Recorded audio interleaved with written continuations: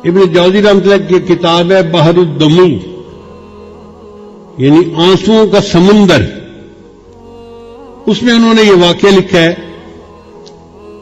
کہ بنی اسرائیل کی ایک عورت تھی جو حسن و جمال میں اپنی مثال آپ تھی، اور وہ بدکار تھی۔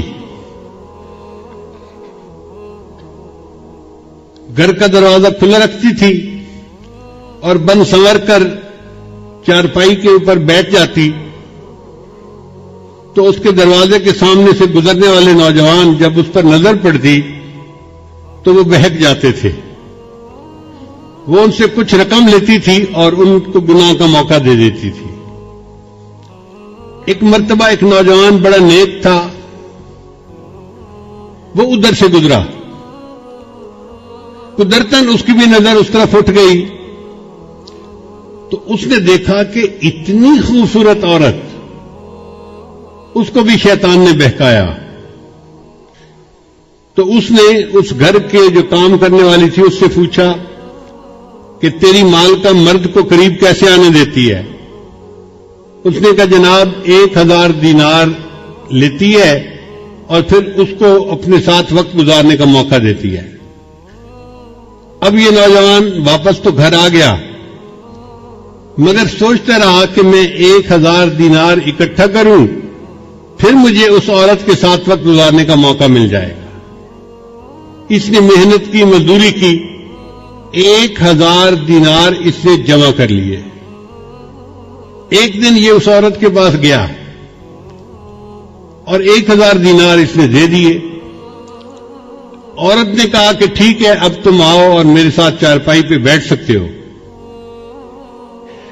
یہ جب اس کے ساتھ چارپائی پر بیٹھا نا تو اس کے دل پہ اللہ کا خوف غالب آ گیا کہ اب تک میں نے جو عبادت کی ہے کہیں اللہ تعالیٰ اس عبادت کو ٹھکرا نہ دے کہ تو بالآخر گناہ کا ارتکاب کر بیٹھا۔ اب عورت انتظار میں تھی کہ میں نے جب اسے بلا لیا ہے تو یہ اب اپنی خواہش پوری کرے گا، مگر وہ بندہ تو بہت ہی خاموش چپ بت بن کے بیٹھا ہوا ہے۔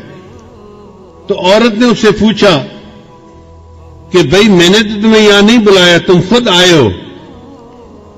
اس نے کہا میں اپنے نفس کی خواہش کی وجہ سے آ تو گیا تھا، لیکن جب میں یہاں چارپائی پر آ کر بیٹھا ہوں نا تو میرے اوپر اللہ کا خوف غالب آ گیا اور میں نے ارادہ ترک کر دیا، میں تیرے ساتھ گناہ نہیں کروں گا، اور جو 1000 دینار میں نے دیے ہیں وہ بھی تیرے ہی، میں تجھ سے واپس نہیں لیتا اور میں اپنے گھر جا رہا ہوں۔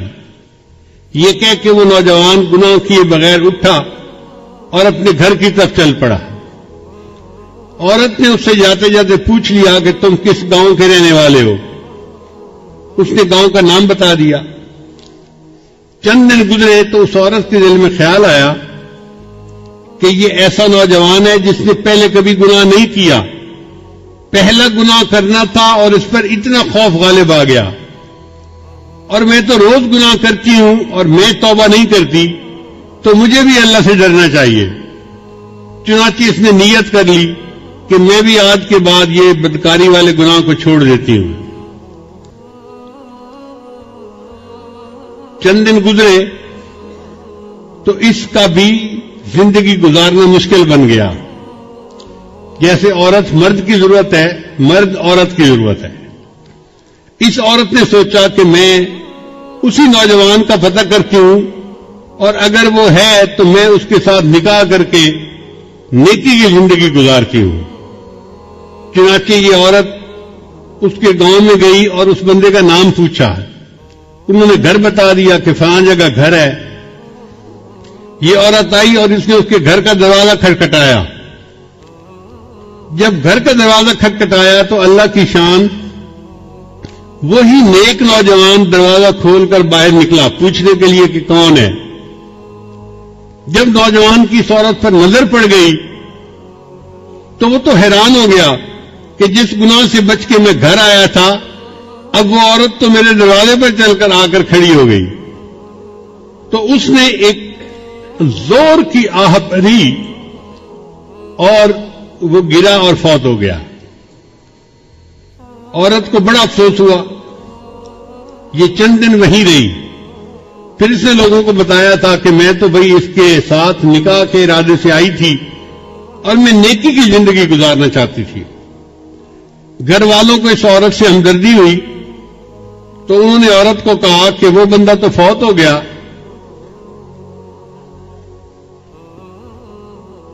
مگر اس کا ایک اور بھائی ہے، ابھی شادی شدہ نہیں ہے، وہ شادی کرنا چاہتا ہے. اگر تم چاہو تو ہم اس کے بھائی سے تمہارا نکاح کر دیتے ہیں. تو وہ عورت کہنے لگی بہت اچھا. چنانچہ اس عورت کا اس کے بھائی سے نکاح ہو گیا. کتابوں میں لکھا ہے اللہ نے اس عورت کی توبہ کو ایسے قبول کیا کہ اس کو اللہ نے 7 بیٹے دیے اور سب بیٹے اپنے اپنے وقت کے اولیاء بنے. بد کردار عورت تھی، سچی توبہ کر کے 7 اولیاء کی ماں بنی. قیامت کے دن اللہ کے سامنے سرخرو ہوگی.